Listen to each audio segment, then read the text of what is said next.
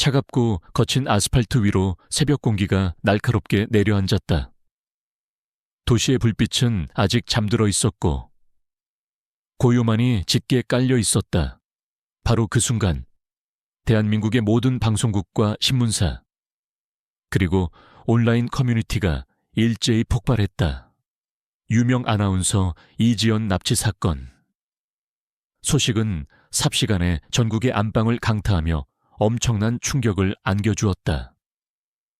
국민 MC이자 진실의 목소리로 불리던 그녀가 흔적도 없이 사라졌다는 사실은 그 누구도 상상조차 할 수 없었던 일이었다. 경찰은 비상체제에 돌입했다. 베테랑 형사들이 총동원되었고 이지연의 마지막 동선과 주변 인물들에 대한 대대적인 수사가 시작되었다. 하지만 이지연은 마치 유령처럼 사라진 듯 어떤 단서도 남기지 않았다. 그녀의 집은 깨끗했고 차량도 제자리에 있었으며 주변 CCTV에도 수상한 움직임은 포착되지 않았다. 완벽한 범죄였다. 언론은 연일 특종 보도를 쏟아냈고 시민들은 충격과 함께 공포에 휩싸였다. 이 혼란 속에서 서울 변두리의 낡은 건물 옥탑방 강현우.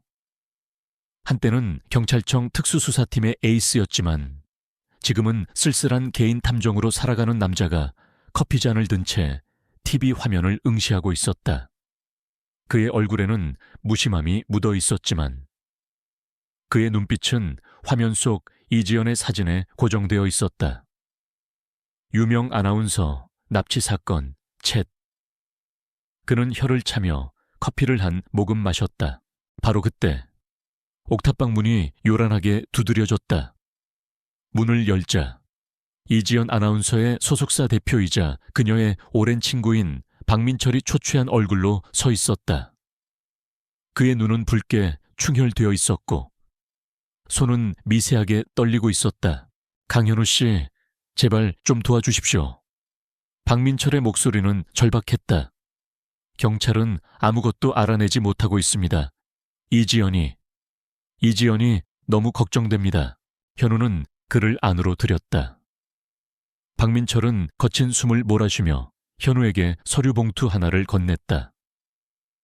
봉투 안에는 이지연의 사진과 함께 알 수 없는 문자열이 가득한 쪽지가 들어있었다. 이게 뭡니까? 현우가 물었다. 범인에게서 온 메시지입니다. 경찰은 이걸 단순한 암호로 치부하고 있지만 저는 직감했습니다. 강현우 씨만이 이걸 해독할 수 있을 거라고. 박민철이 간절하게 말했다. 현우는 쪽지를 받아들었다. 불규칙한 기호와 숫자들이 뒤섞인 문자열은 마치 아무런 의미도 없는 것처럼 보였다. 하지만 현우의 눈은 그 속에서 규칙을 찾아내기 시작했다. 그는 한때 셜록 강팔리카이라는 별명으로 불리던 천재적인 프로파일러였다. 범인이 요구하는 게 뭡니까? 돈입니까? 아니면 다른 무언가? 현우가 물었다. 박민철은 고개를 저었다. 그의 얼굴은 더욱 창백해졌다. 돈이 아닙니다. 범인이 요구한 것은 단 한 가지였습니다. 그녀의 얼굴에서 가면을 벗겨주세요. 그게 전부였습니다. 그 어떤 돈도. 명예도 요구하지 않았습니다. 그저 가면을 벗겨달라고 했습니다. 현우는 쪽지를 들고 잠시 생각에 잠겼다. 가면을 벗겨달라는 요구. 그것은 물리적인 가면을 의미하는 것이 아닐 터였다. 이지연 아나운서의 완벽한 이미지 뒤에 숨겨진 추악한 진실이라도 있다는 말인가. 그는 그녀의 대중적인 이미지를 떠올렸다. 언제나 밝고 우아하며 정의로운 목소리로 약자들의 편에 서는 모습. 그녀는 수많은 사람들의 존경을 받는 인물이었다. 그런 그녀에게 가면이라니. 범인은 이지연 아나운서의 대외적인 이미지가 가짜라고 주장하는 겁니다. 현우가 나지막이 말했다. 그의 눈빛은 차가웠다. 자신이 생각하는 진짜 이지연의 모습을 폭로하겠다는 뜻이겠죠. 박민철은 당황한 듯 물었다. 하지만 그게 무슨 말입니까? 이지연 씨는 국민 모두가 아는 훌륭한 사람입니다. 훌륭한 사람, 완벽한 이미지 뒤에는 언제나 어두운 그림자가 숨어 있기 마련입니다. 특히 대중에게 노출되는 직업을 가진 사람이라면 더더욱 그렇죠. 현우의 목소리에는 냉소가 섞여 있었다. 그는 과거 경찰 생활을 하며 수많은 유명인들의 위선과 추악한 이면을 목격했었다. 경찰은 이런 종류의 요구를 이해하지 못할 겁니다. 그들은 돈이나 정치적인 요구에만 익숙하니까. 현우는 박민철에게서 이지연의 개인적인 정보와 그녀의 최근 동선에 대한 모든 자료를 넘겨받았다. 그는 옥탑방의 작은 책상에 앉아 자료들을 펼쳤다. 이지연의 일거수일투족이 기록된 일정표, 개인적인 통화 내역, 심지어 그녀의 SNS 활동까지. 현우는 가장 기본적인 것부터 시작했다. 모든 납치 사건의 시작은 언제나 가장 가까운 곳에서 시작된다. 이지연의 가족, 친구, 동료, 그리고 그녀의 경쟁자들까지. 현우는 이지연을 둘러싼 모든 사람들을 용의 선상에 올렸다. 그는 그들의 관계와 이지연에 대한 감정들을 분석했다. 하지만 특별한 점은 발견되지 않았다. 모두가 이지연을 완벽한 사람이라고 칭찬했다. 너무나 완벽해서 오히려 부자연스러울 정도였다. 현우는 이지연의 과거 방송들을 다시 보기 시작했다. 그녀의 뉴스 진행, 시사 프로그램에서의 발언, 그리고 자선 활동에 대한 다큐멘터리까지. 화면 속 이지연은 늘 미소를 띠고 있었고 그녀의 목소리는 신뢰감을 주었다. 그녀의 표정은 늘 한결같았다. 하지만 현우는 그 완벽함 속에서 미세한 균열을 찾아내려 애썼다. 그때 현우의 눈길을 끈 것은 5년 전 이지연이 진행했던 한 시사 프로그램이었다. 진실을 찾아서 가려진 그림자. 당시 이 프로그램은 한 대기업의 비리를 고발하는 내용을 다루고 있었다. 프로그램은 큰 반향을 일으켰고 이지연은 이 사건을 통해 정의로운 아나운서라는 이미지를 굳혔다. 하지만 현우는 그 프로그램에 등장했던 한 남자를 기억해냈다. 당시 이 대기업의 비리를 고발하려다 오히려 누명을 쓰고 파멸했던 김태민이라는 젊은 기자였다. 그는 당시 이지연과 함께 취재 활동을 했었고 모든 증거를 가지고 있었지만 결국 모든 것을 잃고 사라졌다. 김태민. 현우는 김태민의 이름을 중얼거렸다.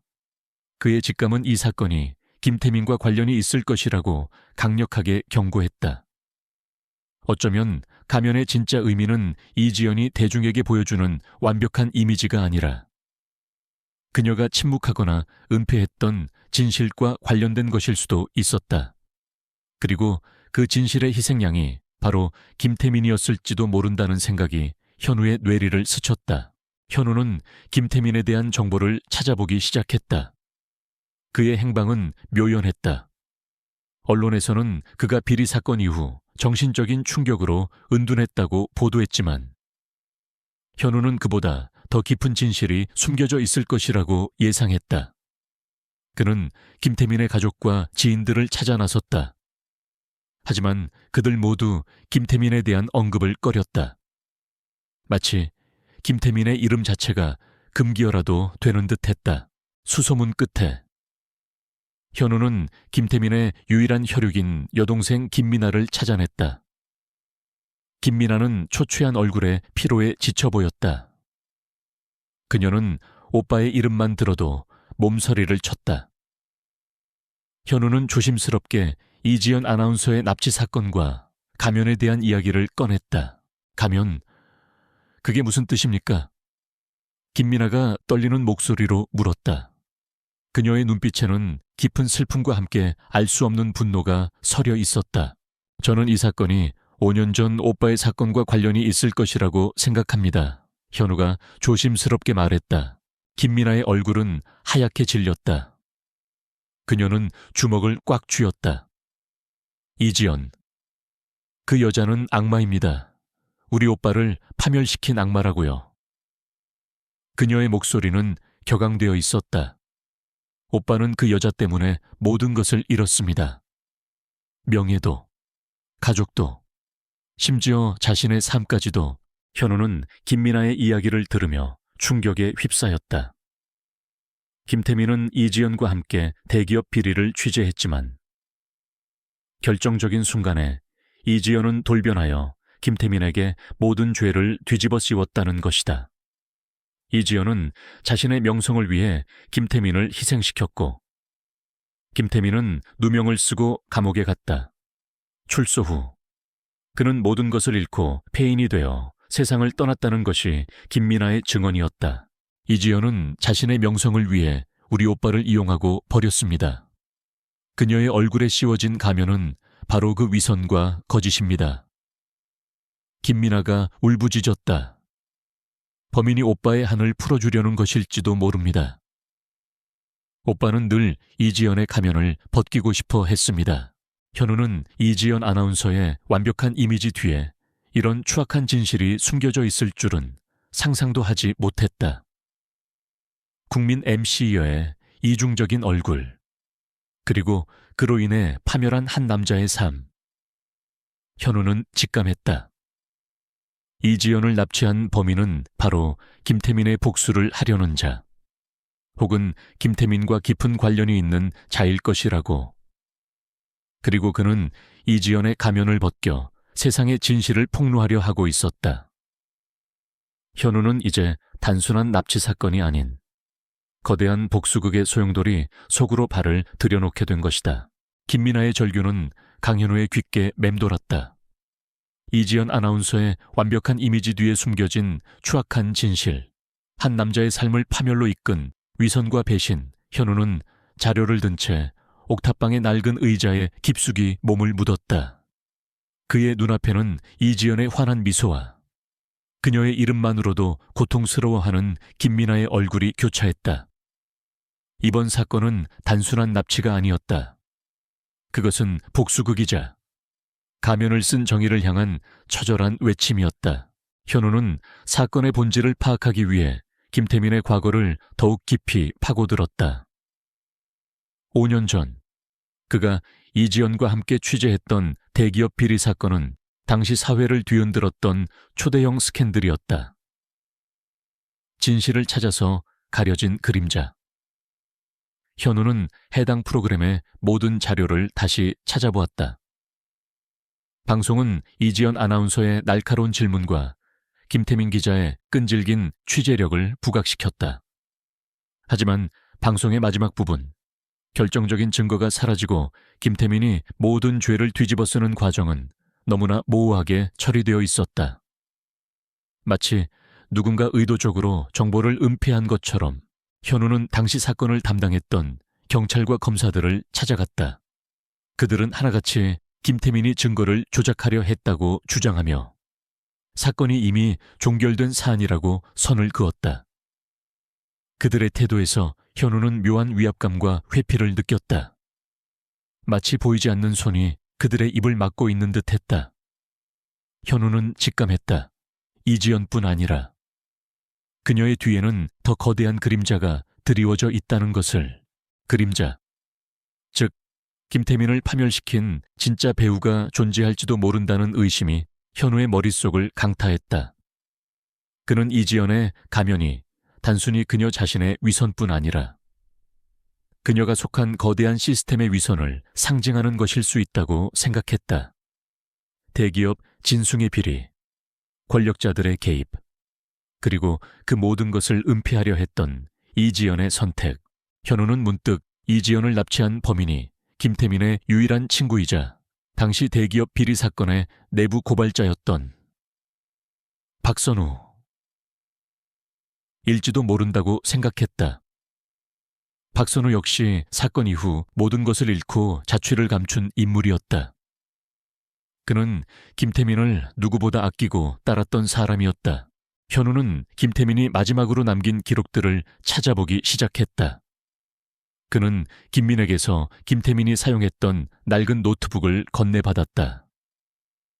노트북은 암호화되어 있었지만 현우의 뛰어난 해킹 실력은 곧 암호를 풀어냈다. 노트북 안에는 김태민이 마지막까지 매달렸던 자료들이 고스란히 남아있었다. 대기업 진숭비리의 핵심 증거들, 그리고 이지연과의 통화 녹취록, 마지막 순간의 갈등을 담은 일기장. 일기장에는 김태민의 절망과 분노가 생생하게 담겨 있었다. 이지연, 그녀는 변했다. 명예와 성공에 눈이 멀어 진실을 외면했다. 내가 가진 모든 증거를 넘겨받고 나를 배신했다. 이제 나는 모든 것을 잃었다. 그녀의 가면을 벗겨주고 싶다. 그녀의 위선을 세상에 폭로하고 싶다. 통화 녹취록에는 이지연의 차갑고 단호한 목소리가 담겨 있었다. 김태민 씨, 당신이 모든 걸 안고 가야 합니다. 이대로라면 저도, 그리고 저와 관련된 모든 사람들이 위험해집니다. 이게 최선이에요. 당신이 희생하면 모든 것이 조용해질 겁니다. 현우는 분노에 휩싸였다. 이지연은 자신의 성공을 위해 동료를 철저히 이용하고 버린 것이다. 그녀의 가면은 단순한 거짓말이 아니었다. 그것은 타인의 불행 위에 쌓아 올린 성공의 탑이었다. 현우는 박선우의 행방을 쫓았다. 그는 박선우가 5년 전 사건 이후 서울을 떠나 지방의 한 작은 공장에서 일하고 있다는 정보를 얻었다. 현우는 지체 없이 그곳으로 향했다. 공장은 한적한 시골 마을에 위치해 있었다. 낡고 허름한 공장 안에는 오래된 기계들이 굉음을 내고 있었다. 현우는 공장 직원들에게 박선우의 행방을 물었고, 그들은 현우를 공장 구석에 있는 작은 사무실로 안내했다. 박선우는 초췌한 얼굴로 컴퓨터 앞에 앉아 있었다. 그의 눈빛은 텅 비어 있었고 그의 손은 미세하게 떨리고 있었다. 그는 현우의 방문에 놀란 듯했지만 이내 체념한 듯한 표정을 지었다. 당신이 강현우 탐정입니까? 예상보다 빨리 찾아왔군요. 박선우의 목소리는 낮고 건조했다. 이지연 아나운서 납치 사건 당신 소행입니까? 현우가 단도직입적으로 물었다. 박선우는 피식 웃었다. 그의 웃음에는 씁쓸함이 묻어 있었다. 그 여자의 얼굴에서 가면을 벗겨달라고 했죠. 그녀는 그 가면을 벗을 자격이 있습니다. 아니, 벗겨져야만 합니다. 당신이 김태민 기자의 복수를 하려는 것이군요. 박선우의 눈빛이 흔들렸다. 그의 얼굴에는 깊은 슬픔과 분노가 교차했다. 태민이는 억울하게 죽었습니다. 그 여자의 거짓말 때문에, 그 여자의 탐욕 때문에 저는 태민이의 마지막 유언을 지키고 싶었습니다. 그 여자의 위선을 세상에 알리는 것, 그것이 태민이의 한을 풀어주는 유일한 길이라고 생각했습니다. 박선우는 이지연 아나운서의 대외적인 이미지가 어떻게 만들어졌는지, 그리고 그 뒤에 어떤 추악한 거래와 은폐가 있었는지를 현우에게 상세히 설명했다. 이지연은 진숭그룹의 회장 이준호와 정치권 인사들과 결탁하여 김태민에게 모든 죄를 뒤집어 씌우고 자신의 명예를 지켰다는 것이다. 그녀의 가면은 단순한 거짓말이 아니었다. 그것은 거대한 권력과 탐욕의 합작품이었다. 이지연은 지금 어디에 있습니까? 현우가 물었다. 박선우는 지도를 꺼내 한적한 폐공장을 가리켰다. 그녀는 그곳에 있습니다. 저는 그녀에게 마지막 기회를 주려고 했습니다. 스스로 가면을 벗고 진실을 말할 기회를. 하지만 그녀는 여전히 자신의 위선을 버리지 못하고 있습니다. 이제 제가 직접 그녀의 가면을 벗겨줄 차례입니다. 당신은 스스로를 파멸로 이끌고 있는 겁니다. 납치는 중범죄입니다. 현우가 경고했다. 파멸이라. 이미 5년 전에 저는 모든 것을 잃었습니다. 태민이도 잃었고요. 저에게 더 이상 잃을 것은 없습니다. 저는 그저 진실을 원할 뿐입니다. 정의를 원할 뿐입니다. 박선우의 눈빛은 결연했다. 그는 자신의 목숨을 걸고 이지연의 가면을 벗기려 하고 있었다. 현우는 박선우를 막아야 했다. 그가 직접 복수극을 실행에 옮기기 전에. 하지만 동시에 그는 박선우의 아픔에 깊이 공감했다. 이지연의 가면 뒤에 숨겨진 진실은 너무나 추악했고 그로 인해 파멸한 한 남자의 삶은 너무나 안타까웠다. 현우는 경찰에 신고할 수 없었다. 이 모든 사건의 배후에는 경찰 내부에 부패한 세력이 연루되어 있을 가능성이 높았다. 그는 홀로 이 사건을 해결해야 했다. 그는 박선우를 제지하고 이지연의 목숨을 구하고 동시에 그녀의 가면 뒤에 숨겨진 추악한 진실을 세상에 폭로해야 하는 이중적인 임무를 안게 된 것이다.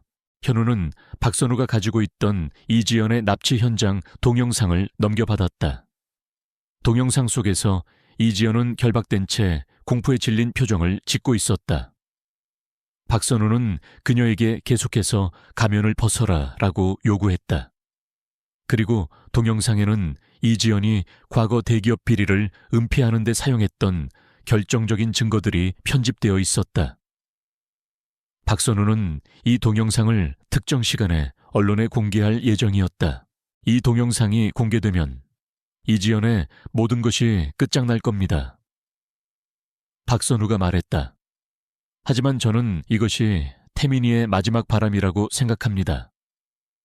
그녀의 위선이 세상에 드러나는 것. 현우는 노트북을 닫았다.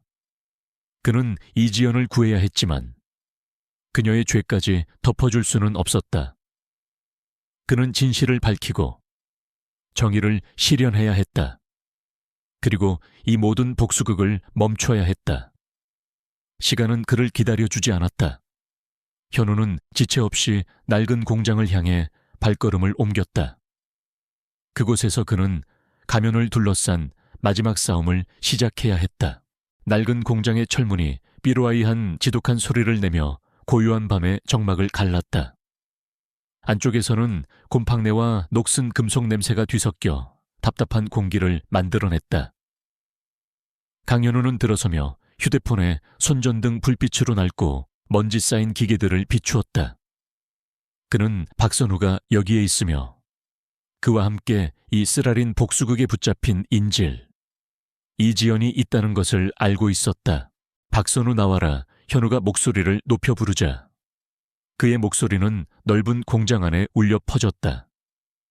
그는 온몸의 근육에 긴장감이 흐르는 것을 느꼈다. 찢어진 창문으로 바람이 새어 들어오는 소리와 그의 발소리만이 들릴 뿐. 공간은 소름 끼치도록 고요했다. 갑자기 공장 깊은 곳에서 낮고 침착한 목소리가 들려왔다. 차갑고 비통한 목소리였다. 강현우 탐정. 드디어 오셨군요. 당신이 이 일을 그냥 지나치지 않을 줄 알았습니다. 박선우는 그림자 속에서 걸어 나왔다. 그의 얼굴에는 피로와 결심이 깊이 새겨져 있었다. 그는 현우를 응시하는 눈빛에 흔들림이 없었다. 그는 평범한 납치범이 아니었다. 그는 고통이 극단으로 몰아붙인 남자였다. 이렇게 스스로 정의를 실현할 수는 없습니다. 그것은 결국 당신 자신을 파멸시킬 뿐입니다. 현우는 침착하게 말을 이으려 노력했다. 박선우가 어리석은 짓을 저지르지 않기를 바랐다. 파멸이라고요. 저는 이미 모든 것을 잃었습니다. 탐정님. 박선우가 씁쓸하게 비웃었다. 그의 웃음은 쓰디쓴 조롱으로 가득했다. 명예, 경력, 그리고 가장 소중한 친구 김태민까지. 이 모든 것이 교활한 이지연과 그녀를 비호하는 자들에 의해 파괴되었습니다. 그는 손짓했고 다른 손전등의 희미한 불빛이 공장 안의 어두운 구석을 비췄다. 그곳에는 이지연이 낡은 의자에 묶인 채 입이 막혀 있었다. 그녀의 눈은 크게 뜨여 있었고 공포와 절망으로 가득했다. 완벽한 국민 MC의 이미지는 완전히 사라지고 떨고 있는 무력한 여인만이 남아 있었다. 그녀는 너무 오랫동안 가면을 쓰고 있었습니다. 박선우는 분노에 찬 목소리로 말했다. 수백만 명의 사람들이 그녀의 순진한 외모와 위선적인 말에 속았습니다. 이제 그 가면이 벗겨질 때입니다. 온 국민 앞에서 현우는 이지연에게 다가갔다. 박선우의 이야기를 통해 그녀의 대중적 이미지와 실제 모습의 극명한 대비를 보았을 때 현우는 역겨움을 느꼈지만 그의 임무는 인질의 생명을 보호하고 또 다른 범죄를 막는 것이었다. 박선우, 뭘 할 생각입니까? 현우가 물었다. 그의 손은 허리춤의 총에 천천히 닿았지만 위협적인 태도를 취하지는 않았다. 저는 그녀가 모든 것을 생방송으로 자백하게 할 것입니다. 박선우는 단호하게 말했다. 모든 것을 준비했습니다. 숨겨진 방송 시스템과 김태민이 모았던 모든 증거들까지. 세상은 이지연과 그녀의 공범들의 진짜 얼굴을 알게 될 것입니다. 그는 복잡한 전자장비들과 연결된 낡은 노트북 컴퓨터를 가리켰다. 화면에는 생방송 소프트웨어 인터페이스가 있었고 그 옆에는 암호화된 수많은 문서 파일, 사진, 그리고 음성 녹음 파일들이 있었다. 현우는 그것이 김태민이 공개하려 했던 바로 그 증거들이라는 것을 알아차렸다. 그것이 얼마나 위험한지 알고 있습니까? 이 진실을 은폐했던 자들은 당신을 가만두지 않을 겁니다. 현우가 경고했다. 알고 있습니다. 그들은 이미 저를 여러 번 침묵시키려 했습니다. 하지만 저는 물러서지 않을 겁니다. 이것이 그들을 폭로할 유일한 기회입니다. 박선우의 눈빛은 차갑게 빛났다. 저는 몇몇 신뢰할 수 있는 기자들에게 비밀 메시지를 보냈습니다. 모든 것이 시작되면 그들이 저의 신호를 송출할 겁니다. 아무도 이 진실을 막을 수 없을 겁니다. 현우는 박선우가 거짓말을 하지 않는다는 것을 알았다. 그의 기술 능력이라면 숨겨진 방송 시스템을 구축하는 것은 충분히 가능했다. 문제는 진실이 드러났을 때 관련된 자들이 가만히 있지 않을 것이라는 점이었다. 그들은 막기 위해 심지어 살인도 서슴지 않을 것이었다. 제가 당신을 도와 진실을 밝히겠습니다. 하지만 이런 방식으로는 안 됩니다. 현우가 말했다. 제가 도와드리겠습니다. 증거를 찾아 법정에 세울 것입니다. 법정이라고요? 박선우는 쓰게 웃었다. 법이 그들에게 닿을 수 있다고 생각하십니까? 그들은 모든 것을 조작했습니다. 김태민은 법을 믿으려 했고 그 대가로 목숨을 잃었습니다. 저는 그 실수를 반복하지 않을 것입니다. 바로 그때 현우는 공장 밖에서 차 소리를 들었다. 자갈밭 위에서 타이어가 삐걱거리는 소리가 났다. 자동차 헤드라이트가 깨진 창문을 통해 공장 안으로 쏟아져 들어왔다. 놈들이 왔군. 현우가 중얼거렸다. 그의 얼굴은 긴장으로 굳어졌다. 박선우도 문 쪽을 바라보았다. 검은색 승용차들이 공장 앞에 멈춰 섰다. 검은 양복을 입은 남자들이 총을 든 채 차에서 내렸고 그들의 차가운 시선이 공장 안을 훑었다. 그들은 박선우가 말했던 자들이었다. 권력을 가진 공범들, 모든 증인들을 침묵시키려는 자들이었다. 그들은 진숭그룹의 사람들입니다. 회장 이준호의 지시를 받고 움직이죠. 박선우는 증오심 가득한 목소리로 말했다. 그 자는 이지연과 결탁하여 김태민을 파멸시킨 장본인입니다. 5년 전 사건이 다시 불거지는 것을 원치 않을 겁니다. 현우는 상황의 위험성을 깨달았다. 이준호는 재계와 정계에서 막강한 영향력을 가진 인물이었다. 그는 모든 것을 쉽게 은폐할 수 있었다. 박선우가 이런 자를 감히 상대하려는 것은 그의 절망과 복수심이 얼마나 큰지를 보여주는 증거였다. 육중한 발소리가 공장 안으로 울려 퍼졌다. 검은 양복을 입은 남자들이 구석구석을 수색하기 시작했다. 그들은 박선우가 여기 있다는 것을 알고 그를 찾고 있었다. 당신은 도망쳐야 합니다. 제가 시간을 벌겠습니다. 현우는 총을 뽑아들었다. 그는 박선우가 진실이 폭로되기 전에 체포되거나 살해당하는 것을 용납할 수 없었다. 안 돼, 저는 포기하지 않을 겁니다. 박선우는 단호했다. 그는 이지연에게 다가가 작은 마이크를 집어들었다. 이제 그녀가 진실에 맞설 시간입니다. 내 말 듣고 있지 않습니까? 그들은 당신을 죽일 겁니다. 현우가 다그쳐 말했다. 박선우는 현우를 깊이 응시했다. 그의 눈에는 희미한 희망이 스쳐 지나갔다. 그는 너무 오랫동안 혼자 싸워왔다. 어쩌면 다른 사람을 믿는 것이 최악의 선택은 아닐지도 모른다. 바로 그때 검은 양복을 입은 남자들 한 무리가 그들이 서 있는 구역으로 들이닥쳤다. 그들의 손전등 불빛이 그들의 얼굴을 똑바로 비췄다. 여기 있다. 한 명이 소리쳤다. 잡아, 아무도 살려두지 마라. 이준호의 차가운 목소리가 뒤에서 울려 퍼졌다. 그가 직접 현장에 온 것이었다. 현우와 박선우는 포위되었다. 총의 탄창을 장전하는 소리가 찰칵거렸다. 현우는 이것이 힘든 싸움이 될 것임을 알았다. 하지만 그는 물러서지 않을 것이었다. 김태민을 위한 정의를 위해, 은폐된 진실을 위해, 그리고 이 모든 복수극에 의도치 않게 휘말린 이지연을 위해 그는 거짓의 가면을 벗겨내기 위해 싸울 것이었다. 한 번, 그리고 영원히 공장하는 순식간에 총성이 난무하는 전쟁터로 변했다. 이준호의 명령이 떨어지자 검은 양복을 입은 남자들은 일제히 강현우와 박선우를 향해 총격을 가했다.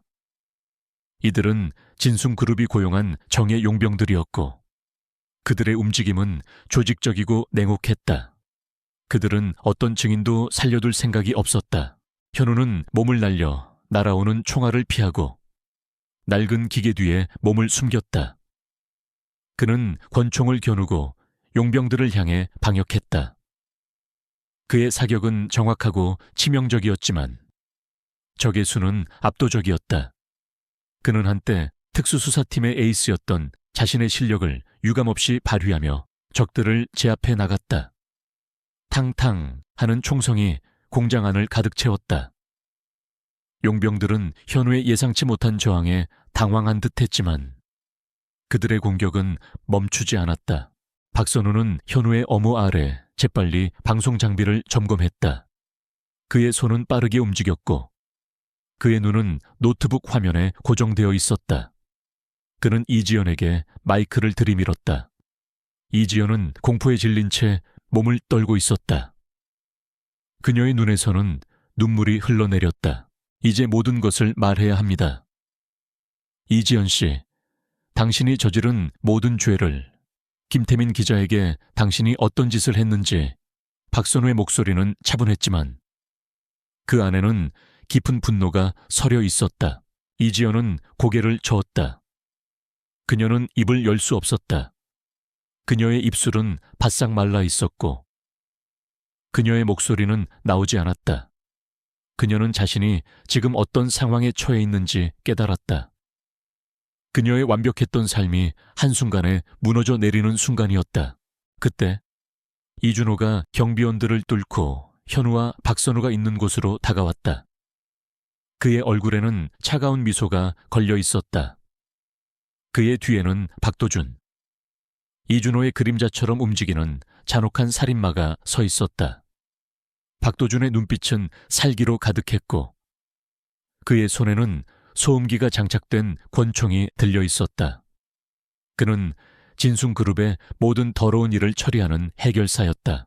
흥미롭군. 이 정도까지 버틸 줄이야. 이준호가 말했다.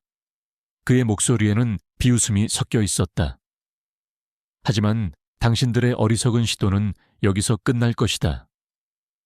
이지연의 가면은 영원히 벗겨지지 않을 것이고 김태민의 진실은 영원히 어둠 속에 갇힐 것이다. 당신 같은 자들이 진실을 영원히 가둘 수 있을 것이라고 생각하지 마라. 현우가 말했다. 그의 눈빛은 이준호를 똑바로 응시했다. 진실은 언젠가 드러나기 마련이다. 건방진 이준호가 박도준에게 손짓했다. 박도준, 저들을 제거해라. 특히 박선우, 그의 손에 있는 방송 장비를 파괴하고 이지연은 데려와라. 아직 쓸모가 남아있을 테니. 박도준은 망설임 없이 현우를 향해 총을 겨누었다. 그의 움직임은 빠르고 정확했다. 탕 하는 소리와 함께 총알이 현우의 머리를 향해 날아왔다. 현우는 몸을 날려 총알을 피하고 바닥에 구르며 방역했다. 박도준은 냉혹하고 훈련된 살인마였고 그의 실력은 일반 용병들과는 차원이 달랐다. 현우는 박도준과의 치열한 총격전을 벌였다. 총알이 빗발쳤고 금속성 소리가 공장 안에 울려 퍼졌다. 현우는 박도준의 움직임을 예측하고 그의 빈틈을 노렸다. 그는 자신의 모든 경험과 기술을 총동원하여 박도준의 공격을 막아냈다. 그의 심장은 격렬하게 뛰었지만 그의 정신은 차갑게 유지되었다. 그 사이 박선우는 이지연에게 계속해서 마이크를 들이밀었다. 말해요. 지금 말하지 않으면 모든 것이 끝장날 겁니다. 당신의 위선이 세상에 드러나고 당신의 모든 것이 파괴될 겁니다. 이지연은 공포와 절망 속에서 몸부림쳤다. 그녀는 박선우의 말을 들었다. 그녀의 머릿속에는 지난 5년간의 화려했던 삶과 그 뒤에 숨겨진 추악한 진실들이 스쳐 지나갔다. 김태민을 배신했던 순간, 이준호와 거래했던 순간, 그리고 그 대가로 얻었던 명성과 부. 그녀는 그 모든 것이 한순간에 사라질 것이라는 것을 직감했다. 나는 이지연의 목소리가 떨려 나왔다. 그녀는 간신히 숨을 고르며 입을 열었다. 그녀의 눈에서는 다시금 뜨거운 눈물이 흘러내렸다. 나는 잘못했습니다. 박선우의 눈빛이 흔들렸다. 그의 얼굴에는 미묘한 표정이 스쳐 지나갔다. 그녀의 자백은 그가 원했던 것이었지만 동시에 그녀의 나약하고 비참한 모습은 그에게 복잡한 감정을 불러일으켰다. 무슨 짓이야 닥쳐. 이준호가 소리쳤다. 그는 이지연의 입에서 진실이 나오는 것을 막으려 했다. 그는 자신의 명성과 진순그룹의 미래를 지켜야 했다. 그는 박도준에게 더욱 맹렬하게 현우와 박선우를 공격하라고 명령했다. 박도준은 이준호의 명령에 따라 더욱 거세게 공격해왔다. 그는 현우를 향해 달려들며 근접전을 시도했다. 그의 움직임은 날렵하고 치명적이었다. 현우는 박도준의 공격을 피하고 주먹을 날려 방역했다. 퍽 하는 소리와 함께 주먹이 박도준의 얼굴에 정확히 꽂혔다. 박도준은 휘청거렸지만 이내 다시 자세를 잡았다. 그의 얼굴에는 분노가 서려 있었다. 당신은 절대 나의 주인을 방해할 수 없어. 박도준이 소리쳤다. 그의 손에서 칼날이 번뜩였다. 그는 숨겨진 칼을 꺼내 현우에게 달려들었다. 현우는 박도준의 칼날을 간신히 피하며 낡은 파이프를 잡았다. 그는 파이프로 박도준의 칼날을 막아내고 방역했다. 금속성 소리가 공장 안에 울려 퍼졌다. 현우는 박도준의 싸움 방식이 단순한 살인 기술이 아니라 철저하게 훈련된 암살자의 그것임을 깨달았다.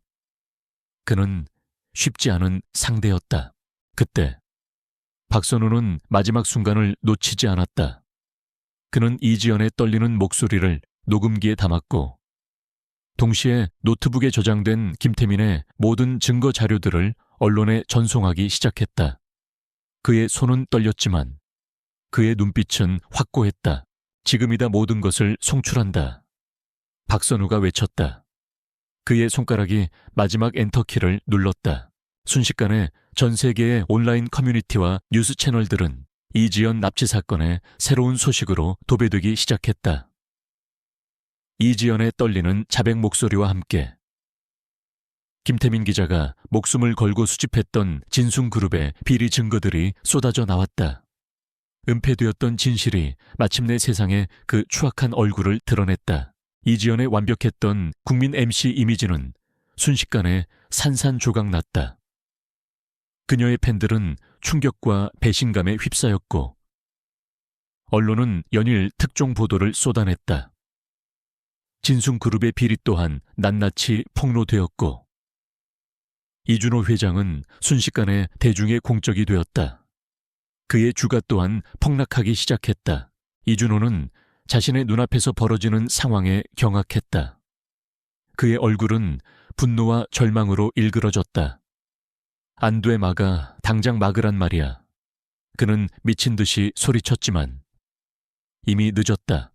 진실은 통제할 수 없는 속도로 퍼져나가고 있었다. 현우는 박도준과의 사투를 벌이면서도 박선우가 성공적으로 진실을 폭로했음을 직감했다. 그의 얼굴에는 만족감이 스쳐 지나갔다. 하지만 싸움은 아직 끝나지 않았다. 박도준은 마지막 발악을 하는 듯 더욱 맹렬하게 공격해왔다. 그는 현우를 죽여서라도 이준호의 분노를 잠재우려 했다. 현우는 박도준의 칼날을 피하며 그의 팔을 붙잡아 꺾었다. 박도준은 고통스러운 비명을 질렀지만 현우는 그를 놓지 않았다. 그는 박도준을 바닥에 내동댕이 치고 그의 팔을 비틀어 칼을 떨어뜨리게 했다. 박도준은 바닥에 쓰러진 채 고통스러워하며 몸부림쳤다. 그의 눈빛에는 패배를 인정할 수 없는 광기가 서려 있었다. 이준호는 모든 것이 무너지는 것을 보며 절규했다. 그는 더 이상 냉철한 사업가가 아니었다. 그는 자신의 욕망에 눈이 멀어 모든 것을 파괴한 한 명의 괴물에 불과했다. 그의 계획은 완전히 실패했고 그의 제국은 무너졌다. 현우는 박선우에게 다가갔다. 박선우는 노트북을 든 채 희미하게 미소 짓고 있었다. 그의 얼굴에는 피로와 함께 알 수 없는 해방감이 서려 있었다. 그는 김태민의 한을 풀어주었다. 성공했습니다. 박선우가 나지막이 말했다. 그의 목소리는 쉬어 있었지만 그 안에는 깊은 만족감이 담겨 있었다. 경찰의 사이렌 소리가 점점 더 가까이 들려왔다. 이제 그들의 역할은 끝났다. 진실은 세상에 드러났고 범인들은 심판받을 것이었다. 현우는 이지연에게 다가갔다. 이지연은 여전히 의자에 묶인 채 몸을 떨고 있었지만 그녀의 눈빛은 더 이상 공포에 질려 있지 않았다. 그 안에는 체념과 함께 진실에 직면한 자의 고통스러운 자각이 서려 있었다. 그녀의 가면은 완전히 벗겨졌다. 공장 안을 가득 채웠던 총성과 비명소리가 점차 잦아들었다. 경찰의 사이렌 소리는 이제 문 바로 앞에서 들려왔고 멀리서는 구급차 소리까지 희미하게 들려왔다. 강현우는 숨을 고르며 주변을 둘러보았다. 이준호의 용병들은 대부분 제압되거나 도주했고 바닥에는 부상당한 자들이 신음하고 있었다. 박도준은 현우의 일격에 쓰러져 아직도 몸을 제대로 가누지 못하고 있었다. 그의 눈빛에는 패배와 함께 광기 어린 분노가 여전히 서려 있었다. 이준호는 모든 것이 무너지는 것을 직시하며 절규했다. 그의 얼굴은 분노, 경악, 그리고 절망으로 일그러져 있었다. 그는 한때 냉철하고 빈틈없던 진숭그룹의 회장이 아니었다. 그는 자신의 탐욕과 오만에 눈이 멀어 모든 것을 잃은 한 명의 필멸자에 불과했다. 그는 자신의 야망이 산산조각 났음을 깨달았다. 그의 입에서는 의미 없는 신음만이 흘러나왔다. 현우는 박선우에게 다가갔다. 박선우는 낡은 노트북을 양손으로 든 채 서 있었다. 그의 얼굴은 땀과 먼지로 뒤덮여 있었지만 그의 눈빛은 깊은 만족감과 안도감으로 빛나고 있었다. 그의 어깨는 축 늘어져 있었지만 그가 이뤄낸 일의 무게와 해방감을 동시에 느끼는 듯했다. 성공했습니다. 박선우가 나지막이 말했다. 그의 목소리는 쉬어 있었지만 그 안에는 5년간 억눌렸던 한과 복수를 이뤄낸 자의 깊은 만족감이 담겨 있었다. 그는 김태민의 억울한 죽음을 세상에 알렸고 그의 명예를 되찾아 주었다. 그의 복수는 완성된 것이나 다름없었다. 현우는 고개를 끄덕였다. 수고했습니다. 그의 말 속에는 박선우의 극단적인 방식은 인정하지 않지만 그의 목적에는 깊이 공감한다는 의미가 담겨 있었다. 현우는 박선우의 어깨를 두드렸다. 그때 공장 문이 활짝 열리고 수많은 경찰관들이 들이닥쳤다. 그들은 총을 겨눈 채 조심스럽게 안으로 진입했다. 현장을 지휘하는 것은 현우의 옛 동료이자 현재는 강력반 팀장인 김동욱이었다. 김동욱은 현우의 모습을 보고 놀란 듯 했지만 이내 상황을 파악하고 빠르게 명령을 내렸다. 현우 괜찮나? 김동욱이 현우에게 다가오며 물었다. 그의 얼굴에는 걱정과 함께 복잡한 감정이 서려 있었다. 그는 현우가 개인 탐정으로 전락한 것을 안타까워했지만 동시에 그의 뛰어난 능력을 누구보다 잘 알고 있었다. 괜찮습니다. 인질은 저기 있습니다. 범인도 제압했습니다. 현우가 이지연과 박선우를 가리키며 말했다. 그의 시선은 바닥에 쓰러져 있는 이준호와 박도준에게 잠시 머물렀다. 진순그룹 이준호 회장과 그의 개인 경호원 박도준도 제압했습니다. 모두 체포해 주십시오. 그리고 이 모든 사건의 배후에 진순그룹의 비리와 이지연 아나운서의 은폐가 관련되어 있습니다. 박선우 씨의 노트북에 모든 증거가 있습니다. 김동욱의 얼굴이 굳어졌다. 진순그룹과 이준호 회장, 그 이름들은 대한민국 사회에 막강한 영향력을 행사하는 거물들이었다. 그가 상상했던 단순한 유명인 납치 사건이 아니었다. 이것은 거대한 권력형 비리와 관련된 사건이었다. 경찰관들이 빠르게 움직이며 현장을 통제했다. 이지연은 구급대원들에 의해 응급처치를 받고 있었고 그녀의 얼굴에는 여전히 충격과 공포가 남아 있었지만 동시에 알 수 없는 해방감이 서려 있는 듯했다. 그녀의 가면은 완전히 벗겨졌고 그녀의 진실은 세상에 폭로되었다. 그녀는 이제 대중의 비난과 법의 심판을 피할 수 없을 것이었다. 박선우는 체포되었지만 그는 저항하지 않았다. 그는 경찰관들에게 김태민의 노트북과 이지연의 자백이 녹음된 파일을 넘겨주었다. 그의 눈빛에는 후회나 두려움 대신 자신에게 주어진 임무를 완수했다는 평온함이 서려 있었다. 저는 제가 한 일에 대한 대가를 치를 것입니다. 박선우가 나지막이 말했다. 하지만 저는 후회하지 않습니다. 태민이의 한을 풀어주었으니 이준호는 구급대원들에 의해 들것에 실려 나갔다. 그의 눈은 허공을 응시하고 있었고 그의 입에서는 이해할 수 없는 중얼거림이 흘러나왔다. 그의 제국은 무너졌고 그의 명성은 땅에 떨어졌다. 그를 추종하던 자들 또한 이제 그의 몰락과 함께 몰락할 것이었다. 박도준 또한 구속되었다. 그는 현우를 향해 증오심 가득한 눈빛을 보냈지만 더 이상 저항할 힘은 없었다. 그는 충실한 개처럼 주인에게 헌신했지만 결국 주인과 함께 파멸의 길을 걷게 되었다. 현우는 김동욱과 함께 공장 내부를 다시 한번 꼼꼼히 살폈다. 곳곳에 흩어진 탄피들, 부서진 기계들, 그리고 폭발로 인해 그을린 자국들이 치열했던 밤의 흔적을 보여주고 있었다. 이 모든 싸움은 진실을 밝히고 정의를 실현하기 위한 과정이었다. 김동욱은 현우의 어깨를 잡았다. 대단하군. 현우, 역시 너는 다르다. 이 엄청난 사건을 혼자서 여기까지 이끌어왔으니 그의 목소리에는 진심 어린 존경심이 담겨 있었다. 현우는 희미하게 미소 지었다. 혼자서는 할 수 없었습니다. 박선우 씨의 용기와 김태민 기자의 희생이 있었기에 가능했던 일입니다. 그는 하늘을 올려다보았다.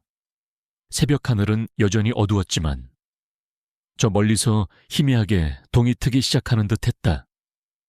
마치 어둠 속에서 진실의 빛이 떠오르는 것처럼 경찰은 진순그룹에 대한 대대적인 수사에 착수했다. 박선우가 폭로한 증거들은 너무나 명확했고 이지연의 자백 또한 결정적이었다. 이준호 회장은 횡령, 배임, 증거인멸, 그리고 살인교사 혐의로 긴급 체포되었다. 그의 측근들과 진순그룹의 주요 임원들도 줄줄이 구속되었다. 진순그룹은 순식간에 비리의 온상으로 전락했고 그들의 주가는 폭락하여 기업은 파산 위기에 직면했다. 이지연 아나운서는 모든 방송 활동을 중단하고 수사를 받게 되었다. 그녀는 김태민 기자에 대한 배신과 진순그룹의 비리 은폐에 가담한 혐의로 기소되었다. 한때 국민 MC로 불리며 사랑받던 그녀의 이미지는 산산조각 났고 대중은 그녀에게 깊은 실망과 분노를 표출했다. 그녀의 삶은 이제 과거의 영광과는 전혀 다른 방향으로 흘러갈 것이었다. 김태민 기자의 억울한 죽음은 재조명되었다. 언론은 그의 용기와 희생을 재평가했고 그는 뒤늦게나마 진실을 추구한 기자로 추모되었다. 그의 유가족들은 명예회복과 함께 그들의 슬픔에 대한 위로를 받았다. 그의 이야기는 수많은 젊은 기자들에게 영감을 주었다. 박선우의 재판은 큰 사회적 관심을 받았다. 그는 납치 혐의로 유죄를 선고받았지만 그의 동기가 정의를 실현하고 억울하게 죽은 친구의 한을 풀어주려 한 것이었음이 참작되어 형량이 감경되었다. 그는 감옥에서 속죄의 시간을 보내며 새로운 삶을 다짐했다. 그는 감옥에서 김태민 기자의 못다 이룬 꿈을 이어받아 글을 쓰기 시작했다. 강현우는 이 사건을 통해 다시 한번 세상에 자신의 존재감을 각인시켰다. 그는 여전히 개인 탐정으로 활동했지만 그의 명성은 과거 경찰청 에이스 시절보다 더욱 높아졌다. 수많은 사람들이 그를 찾아와 해결하지 못한 사건들을 의뢰했고 그는 그들에게 희망의 빛이 되어주었다. 그는 그림자 속에서 진실을 찾아내고 정의를 실현하는 셜록 강으로 불리게 되었다. 그의 삶은 고독했지만 그 안에는 깊은 사명감이 자리 잡고 있었다. 그는 세상의 모든 가면을 벗겨낼 준비가 되어 있었다. 현우는 어느 날 밤 옥탑방에서 혼자 커피를 마시며 이 사건에 대한 기사를 읽고 있었다. 기사는 온통 이준호의 몰락, 이지연의 추락, 그리고 김태민 기자의 재조명으로 가득했다. 그는 모든 것이 제자리로 돌아오고 있음을 느꼈다. 하지만 그의 마음속 한구석에는 여전히 해결되지 않은 의문이 남아있었다. 이처럼 거대한 권력형 비리가 한 개인의 노력만으로 파헤쳐질 수 있었을까? 어쩌면 이준호보다 더 거대한 그림자가 존재하는 것은 아닐까? 그의 직감은 아직 모든 것이 끝난 것이 아니라고 속삭였다. 그의 눈은 커피잔 너머로 도시의 밤하늘을 응시했다. 수많은 불빛 속에서 또 다른 어둠이 도사리고 있을지도 모른다는 생각을 지울 수 없었다. 그의 진짜 싸움은 이제 시작될지도 모른다는 예감이 그의 등골을 오싹하게 했다. 그는 다시 한번 온매무새를 다듬었다. 그의 탐정 생활은 계속될 것이었다. 공장 내부를 가득 채웠던 총성과 비명은 아득한 잔향처럼 멀어져 갔다. 새벽의 여명은 잿빛 하늘을 서서히 물들이고 있었고 낡은 공장 건물의 실루엣은 음산한 기운을 내뿜고 있었다. 강현우는 현장 조사를 마치고 김동욱 팀장에게 간략히 상황을 설명했다. 그의 목소리는 차분했지만 그 안에는 아직 해결되지 않은 무언가에 대한 미묘한 불안감이 서려 있었다. 수고했다. 현우, 나머지는 우리가 처리할게. 김동욱은 현우의 어깨를 다독였다. 그의 눈빛에는 현우에 대한 깊은 신뢰와 함께 옛 동료에 대한 안쓰러움이 교차했다. 너도 이제 좀 쉬어. 며칠 밤을 새운 것 같은데. 현우는 희미하게 미소 지었다. 쉬는 건 나중 문제입니다. 아직 풀리지 않은 의문들이 많아서요. 김동욱은 고개를 갸웃거렸다. 풀리지 않은 의문이라니 진숭그룹 이준호 회장도 체포됐고 이지연 아나운서도 자백했잖아. 김태민 기자 사건도 재수사에 들어갔고 박선우도 체포됐으니 이제 모든 게 해결된 거 아닌가. 겉으로 보기엔 그렇죠. 현우의 시선은 저 멀리 구급체 실려가는 이준호의 모습을 쫓았다. 그의 얼굴에는 여전히 광기 어린 집착이 서려 있었다. 하지만 이준호 같은 거물이 단지 개인적인 탐욕 때문에 이 모든 일을 벌였을까요? 그리고 그의 뒤에는 아무도 없는 걸까요? 그는 혼자서 모든 것을 계획하고 실행할 만큼 거대한 인물이 아닙니다. 그를 조종하는 더 큰 그림자가 있을 겁니다. 김동욱의 얼굴에 미묘한 긴장감이 돌았다. 그는 현우의 직감이 틀린 적이 거의 없다는 것을 알고 있었다. 더 큰 그림자라니 혹시 우리가 모르는 배후 세력이라도 있다는 건가? 아직은 추측일 뿐입니다. 하지만 제 직감은 이 사건이 단순한 진숭그룹의 비리 사건이 아니라는 걸 말해주고 있습니다. 어쩌면 프로젝트 블랙선은 이준호 혼자만의 작품이 아닐 수도 있습니다. 현우의 목소리는 낮았지만 그 안에는 흔들림 없는 확신이 담겨 있었다. 그때 현우의 휴대폰이 울렸다. 발신자는 최준영, 과거 그림자로 불리던 해커였다. 그는 김상철의 빌라 지하 서버실에서 프로젝트 블랙선을 파괴하는 데 결정적인 역할을 했던 인물이었다. 최준영은 김상철 사건 이후 정부 기관의 사이버 보안 전문가로 채용되어 새로운 삶을 살고 있었다. 현우 형, 큰일 났습니다. 최준영의 목소리는 다급했다. 김상철의 서버 잔해를 분석하던 중에 이상한 파일을 발견했습니다. 프로젝트 아르테미스라는 이름의 암호화된 파일입니다. 그리고 그 파일에 접근하려던 순간 강력한 역추적 시도가 있었습니다. 거의 잡힐 뻔했습니다. 현우의 눈빛이 날카로워졌다. 프로젝트 아르테미스라고 그게 뭡니까? 아직 정확히는 모르겠습니다. 하지만 블랙선보다 훨씬 은밀하고 강력한 암호화가 되어 있습니다. 그리고 역추적 시도. 그건 보통 해커가 아니라 국가 차원의 지원을 받는 조직이나 기관의 소행으로 보입니다. 블랙선은 시작에 불과했을지도 모릅니다. 아르테미스가 진짜 핵심일 수 있습니다. 최준영의 목소리에는 긴장감이 역력했다. 현우는 직감했다. 이것이 바로 그가 예감했던 더 큰 그림자의 실체일지도 모른다는 것을. 프로젝트 블랙선은 거대한 빙산의 일각에 불과했고 프로젝트 아르테미스는 그 빙산의 거대한 몸통일 수 있었다. 그 파일을 해독할 수 있겠습니까? 현우가 물었다. 시간이 좀 걸릴 겁니다. 그리고 매우 위험한 작업이 될 겁니다. 그들이 제가 이 파일에 접근했다는 것을 알았으니 이제 저를 쫓을 겁니다. 최준영이 말했다. 조심하십시오. 제가 최대한 지원하겠습니다. 현우는 최준영과의 통화를 끊었다. 그의 얼굴에는 깊은 사색에 잠긴 표정이 스쳐 지나갔다. 김동욱은 현우의 대화를 들으며 심각한 표정을 지었다. 설마 국가기관이나 정보국 같은 곳이 연루된 겁니까? 김상철 사건보다 더 큰 판이라는 말인가? 아직은 확실하지 않습니다.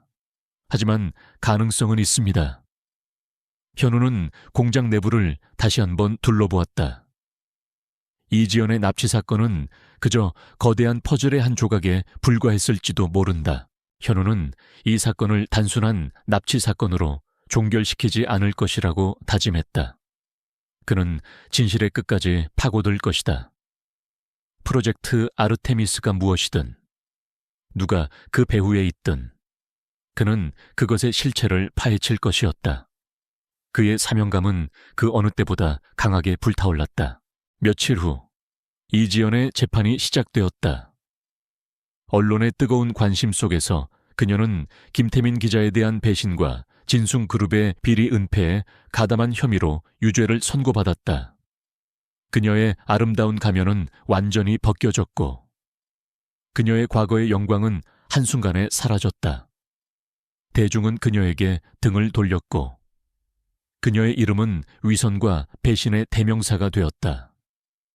그녀는 수감되어 자신의 죄를 속죄하는 시간을 보냈다. 이준호 회장 또한 재판에 회부되었다. 횡령, 배임, 증거인멸, 그리고 살인교사 혐의까지. 그의 모든 범죄가 낱낱이 밝혀졌다. 그는 결국 종신형을 선고받았다. 진순그룹은 해체되었고 그의 모든 자산은 몰수되었다. 그를 추종하던 자들과 함께 그의 제국은 완전히 무너졌다.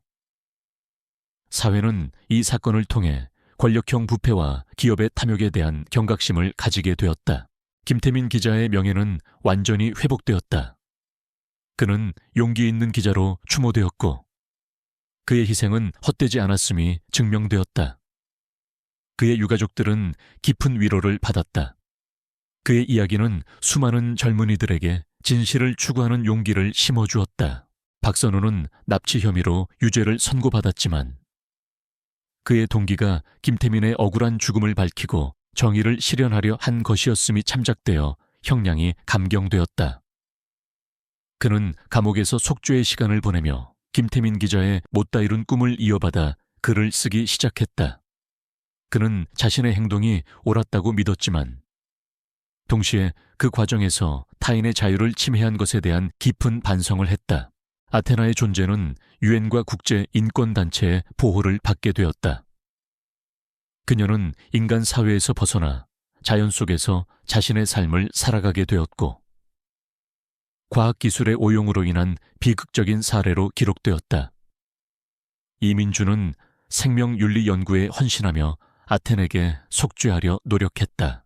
한서진은 이 모든 사건을 해결한 공로를 인정받아 특수수사팀의 팀장으로 복귀했다. 그녀는 국민 영웅으로 칭송받았고 그녀의 이름은 정의와 용기의 상징이 되었다. 그녀는 자신의 경험을 바탕으로 새로운 수사 기법을 도입하고 특히 디지털 범죄와 인권 침해 사건에 대한 전문가로 명성을 얻었다. 그녀는 더 이상 외로운 싸움을 하지 않았다. 그녀에게는 든든한 동료들과 그녀를 믿어주는 사람들이 있었다. 하지만 한서진의 마음속 한구석에는 여전히 프로젝트 아르테미스에 대한 의문이 남아 있었다. 최준영은 밤낮없이 그 파일의 암호를 해독하려 노력했지만 그 난이도는 상상을 초월했다. 마치 누군가 완벽하게 숨기려 한 비밀 코드 같았다. 어느 날 밤, 최준영에게서 다급한 연락이 왔다. 현우 형 해독했습니다. 프로젝트 아르테미스의 정체를 알아냈습니다. 최준영의 목소리는 흥분과 함께 경악으로 가득했다. 이건 김상철의 블랙성과는 차원이 다릅니다. 이 프로젝트는 전 세계를 대상으로 한 거대한 감시 시스템이자 인간의 사고와 행동을 조작하려는 궁극적인 통제 시스템입니다. 현우는 숨을 들이켰다. 전 세계를 대상으로 한 감시 시스템이라고 대체 누가 이런 짓을 벌이는 겁니까? 아직 정확한 배후는 알 수 없습니다. 하지만 이 시스템은 전 세계의 주요 통신망, 금융 시스템, 심지어 정부기관의 네트워크까지 침투해 있습니다. 그리고 이 시스템을 통제하는 마스터키를 가진 존재가 있습니다. 블랙선은 그저 이 아르테미스의 초기 단계 실험에 불과했습니다. 이준호는 그저 하수인에 불과했던 거죠. 최준영의 목소리에는 공포마저 느껴졌다. 마스터키라니 그게 누구죠? 현우가 물었다. 저도 그게 궁금합니다. 하지만 파일을 해독하는 과정에서 흥미로운 단서를 발견했습니다. 이 시스템을 처음 설계하고 개발한 핵심 인물에 대한 정보입니다. 그는 바로 한태우 교수입니다. 디지털 세상의 신이라고 불리던 천재적인 과학자이자 10년 전 의문의 사고로 사망했다고 알려진 인물입니다. 최준영이 말했다. 한태우 교수, 현우는 그의 이름을 듣는 순간 온몸에 전율이 흘렀다. 한태우는 디지털 보안 분야의 선구자이자 천재적인 해커였다.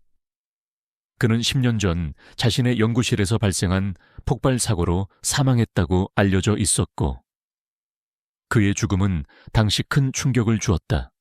하지만 그가 프로젝트 아르테미스의 설계자였다니. 그리고 그가 정말로 죽은 것이 맞을까? 한태우 교수가 살아있다는 말입니까? 현우가 물었다. 그의 목소리에는 긴장감이 역력했다. 그럴 가능성이 높습니다. 아니면 그의 의지가 이 프로젝트를 계속 이어나가고 있거나요. 이 아르테미스 프로젝트는 단순한 범죄 조직의 소행이 아닙니다. 이것은 인류의 자유와 미래를 위협하는 거대한 음모입니다. 최준영이 단호하게 말했다. 현우는 창밖을 내다보았다. 동이 트고 있었지만 그의 마음속에는 더 큰 어둠이 드리워지는 듯했다. 그는 이지연의 납치 사건이 시작에 불과했음을 깨달았다. 이제 그의 진정한 싸움은 시작될 것이었다. 전 세계를 대상으로 한 거대한 음모. 그리고 그 배후에 숨겨진 디지털 세상의 신 한태우. 현우는 자신의 모든 것을 걸고 이 거대한 진실을 파헤쳐야만 했다. 한태우 교수, 10년 전 의문의 폭발 사고로 사망했다고 알려진 디지털 세상의 신이라 불리던 천재 과학자. 강현우는 최준영의 말을 곱씹었다. 프로젝트 아르테미스의 설계자가 한태우 교수라면 이 사건은 그가 상상했던 것보다 훨씬 더 거대한 음모에 닿아 있었다. 이지연의 납치. 김상철의 블랙선은 그저 거대한 그림자의 아주 작은 부분에 불과했을지도 모른다. 현우는 즉시 한태우 교수의 과거를 파헤치기 시작했다. 그의 연구 기록, 생전의 행적, 그리고 10년 전 사고에 대한 모든 자료를 다시 검토했다. 공식적인 기록에 따르면 한태우 교수는 자신이 개발하던 인공지능 시스템의 폭주로 인해 연구실에서 폭발 사고를 당해 사망했다고 되어 있었다. 하지만 현우의 직감은 이 모든 것이 조작되었을 가능성을 강하게 시사하고 있었다. 사고가 아니라 의도된 죽음일 수도 있습니다. 현우는 최준영에게 말했다. 어쩌면 그는 아르테미스 프로젝트를 위해 스스로 죽음을 위장했을 수도 있고, 아니면 누군가 그를 제거하려 했을 수도 있습니다. 최준영은 노트북 화면을 응시하며 고개를 끄덕였다. 가능성 있습니다. 이 아르테미스 시스템은 너무나 완벽합니다. 한 개인이 만들었다고는 믿기지 않을 정도의 기술력이 집약되어 있습니다. 마치 10년 후에 미래 기술을 보는 것 같습니다. 현우는 한태우 교수의 사망사고를 담당했던 경찰과 소방관들을 찾아갔다. 그들은 모두 이미 은퇴했거나 다른 부서로 전출된 상태였다. 현우는 그들을 수소문 끝에 찾아내 질문을 던졌다. 그들의 증언은 하나같이 모호했고 사건 당시의 기억이 불분명하다는 반응을 보였다. 하지만 한 소방관은 현우에게 당시 연구실 내부에서 발견된 이상한 점에 대해 조심스럽게 언급했다. 사고 현장이 너무 깨끗했습니다. 폭발 사고치고는 말이죠. 그리고 시신이 거의 발견되지 않았습니다. 흔적조차 남기지 않고 사라졌다고 할까요? 당시에는 워낙 강력한 폭발이라 그렇다고 생각했는데 지금 생각해보면 좀 이상하죠. 현우의 심장이 빠르게 뛰었다. 시신이 거의 발견되지 않았다. 그것은 한태우 교수가 실제로 죽지 않았을 가능성을 강력하게 뒷받침하는 증거였다. 그는 어쩌면 아르테미스 프로젝트를 위해 자신의 죽음을 위장하고 그림자 속에 숨어 이 모든 것을 조종하고 있었을지도 모른다. 현우는 한태우 교수의 유일한 가족이었던 여동생 한서연을 찾아갔다. 한서연은 오빠의 죽음 이후 충격으로 정신병원에 입원했지만 최근 퇴원하여 조용히 살고 있었다. 그녀는 오빠의 이름만 들어도 극심한 불안 증세를 보였다. 현우는 그녀에게 조심스럽게 접근하여 아르테미스 프로젝트와 오빠의 죽음에 대한 진실을 물었다. 한서연은 떨리는 목소리로 중얼거렸다. 오빠는 신이 되려 했어요. 세상을 완벽하게 통제하는 신. 아르테미스. 그게 오빠의 꿈이었어요. 하지만 어떤 그림자가 오빠를 유혹했어요. 오빠는 그 그림자를 따르다 결국 사라졌어요. 그 그림자가 누구였습니까? 현우가 다급하게 물었다. 한서연은 고개를 저었다. 모르겠어요. 검은 옷을 입은 사람들이었어요. 오빠의 연구실에 자주 찾아왔죠. 그들은 오빠에게 신이 될 기회를 주겠다고 속삭였어요. 오빠는 그들의 말에 현혹되었고 결국 모든 것을 잃었어요. 현우는 한서연의 증언을 들으며 퍼즐 조각이 맞춰지는 듯한 느낌을 받았다. 한태우 교수는 자신의 죽음을 위장하거나 혹은 프로젝트 아르테미스의 완성을 위해 어떤 거대한 세력에 의해 사라졌을 가능성이 높았다. 그리고 아르테미스는 단순히 감시 시스템이 아니라 인간의 사고와 행동까지 조작하려는 궁극적인 통제 시스템이었다. 최준영은 아르테미스균 프로젝트의 핵심 코드에서 마스터키의 존재를 확인했다. 이 마스터키를 가진 자가 모든 시스템을 통제하고 조작할 수 있었다. 그리고 그 마스터키의 최종 목적지는 바로 아르테미스 센터라는 비밀 시설이었다. 위치는 지도상에 존재하지 않는 깊은 산속의 은밀한 곳이었다. 이곳입니다. 현우 형. 최준영이 화면을 가리켰다. 위성 사진에는 울창한 숲속에 숨겨진 거대한 지하시설의 입구가 희미하게 보였다. 이곳이 아르테미스의 심장입니다. 그리고 한태우 교수가 살아있다면 아마도 그곳에 있을 겁니다. 현우는 아르테미스 센터로 향하기로 결심했다. 하지만 그는 혼자 갈 수 없었다. 이 거대한 음모의 배후에는 막강한 세력이 존재할 것이 분명했다. 그는 김동욱 팀장에게 도움을 요청하기로 했다. 김동욱은 현우의 이야기를 듣고 경악했지만 현우의 확신에 찬 눈빛을 보고 결국 그를 돕기로 결심했다. 하지만 이 모든 일은 철저히 비밀리에 진행되어야 했다. 경찰 내부에도 아르테미스와 연관된 자들이 있을지도 모른다는 현우의 경고 때문이었다. 현우는 김동욱이 선별한 소수의 정예경찰 특공대와 함께 아르테미스 센터로 향했다. 그들은 밤을 틈타 은밀하게 움직였다. 깊은 산속의 아르테미스 센터는 최첨단 보안 시스템으로 무장되어 있었다. 감지 센서, 레이저 트랩, 그리고 무장 경비병들이 곳곳에 배치되어 있었다. 최준영, 이곳의 보안 시스템을 무력화시킬 수 있겠나? 현우가 무전으로 물었다. 최대한 노력하겠습니다. 하지만 아르테미스의 보안은 제가 지금까지 본 것 중에 가장 완벽합니다. 시간이 좀 걸릴 겁니다. 최준영의 목소리에는 긴장감이 역력했다. 현우와 특공대원들은 은밀하게 센터 내부로 침투했다. 그들은 경비병들을 소리 없이 제압하며 앞으로 나아갔다. 센터 내부는 거대한 지하 도시와 같았다. 수많은 서버렉들이 푸른빛을 내며 끝없이 이어져 있었고 복되는 연구원들이 바쁘게 움직이고 있었다.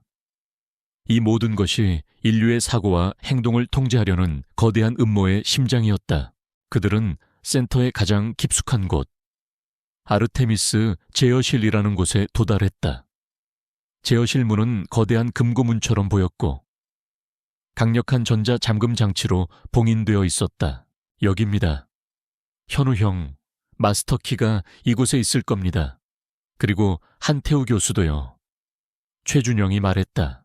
현우는 문을 주시했다. 그때 제어실 문이 스르륵 열리더니 그 안에서 한 남자가 모습을 드러냈다. 그의 얼굴은 차분했고 그의 눈빛은 지식과 광기로 빛나고 있었다. 그는 바로 한태우 교수였다. 10년 전 죽었다고 알려진 바로 그 남자였다. 그는 살아있었다. 강현우 탐정, 예상보다 빨리 찾아왔군. 한태우 교수의 목소리는 차분했지만 그 안에는 모든 것을 꿰뚫어 보는 듯한 오만함이 서려 있었다. 그의 손에는 작은 장치가 들려 있었다. 그것은 바로 아르테미스 시스템을 통제하는 마스터 키였다. 살아있었군요. 한태우 교수님. 현우가 말했다. 그의 목소리에는 분노와 함께 미묘한 충격이 담겨 있었다. 죽었다고 알려진 게 더 편했으니까. 이 거대한 계획을 완성하기 위해선 그림자 속에 숨는 게 필요했지. 한태우 교수가 비웃었다. 이지연 사건, 김상철 그들은 그저 나의 계획을 위한 작은 도구에 불과했다. 블랙선은 아르테미스를 위한 실험 단계였을 뿐이다. 인간의 나약함과 탐욕을 이용해 시스템의 완성도를 높이는 과정이었지. 인간의 사고를 조작하고 통제하려는 겁니까? 당신은 신이 되려는 겁니까? 현우가 다그쳐 물었다. 신나는 인류를 구원하려는 것이다. 이 혼란스럽고 무질서한 세상을 완벽하게 통제하여 진정한 평화를 가져올 것이다. 인간은 스스로를 통제할 수 없는 존재다. 그들에게는 강한 의지와 지배가 필요하다. 한태우 교수의 눈빛에 광기가 서려 있었다. 곧 나는 이 마스터키로 전 세계를 내 손아귀에 넣을 것이다. 누구도 나를 막을 수 없어. 현우는 권총을 겨누었다. 당신의 망상은 여기서 끝날 겁니다. 어리석은 총 한 자루로 나를 막을 수 있을 것 같나. 한태우 교수는 비웃으며 마스터키를 작동시켰다. 순식간에 제어실 내부의 모든 화면에 복잡한 코드들이 쏟아져 내렸고 시스템이 빠르게 활성화되기 시작했다. 현우는 한태우 교수에게 달려들었다. 그의 뒤를 이어 김동욱 팀장과 특공대원들이 제어실 안으로 진입했다. 그들은 한태우 교수의 무장 경호원들과 격렬한 총격전을 벌였다. 한태우 교수는 현우의 공격을 피하며 마스터키를 조작했다. 그의 손놀림은 빠르고 정확했다. 아르테미스크 시스템이 활성화될수록 제어실 내부의 공기는 더욱 무겁게 짓눌러지는 듯했다. 현우는 이 시스템이 가동되면 인류의 자유가 영원히 사라질 것이라는 것을 직감했다. 최준영 시스템을 해킹해서 이 마스터키의 통제를 무력화시켜야 합니다. 시간이 없습니다. 현우가 무전으로 다급하게 소리쳤다. 알겠습니다. 하지만 이 시스템은 제가 예상했던 것보다 훨씬 더 강력합니다. 마치 살아있는 생명체 같아요. 최준영의 목소리는 절박했다. 한태우 교수는 현우를 향해 냉소적으로 웃었다. 늦었다. 강현우 탐정, 이제 너희는 모두 나의 통제 아래 놓이게 될 것이다. 인류는 이제 새로운 시대로 진입할 것이다. 내가 지배하는 완벽한 세상으로. 그의 손가락이 마지막 마스터키를 누르려는 순간 현우는 온몸의 힘을 다해 한태우 교수에게 달려들었다. 이 순간이 바로 모든 것을 결정할 마지막 기회였다. 그는 온 인류의 자유를 위해 그리고 이 모든 비극을 끝내기 위해 자신의 모든 것을 걸었다.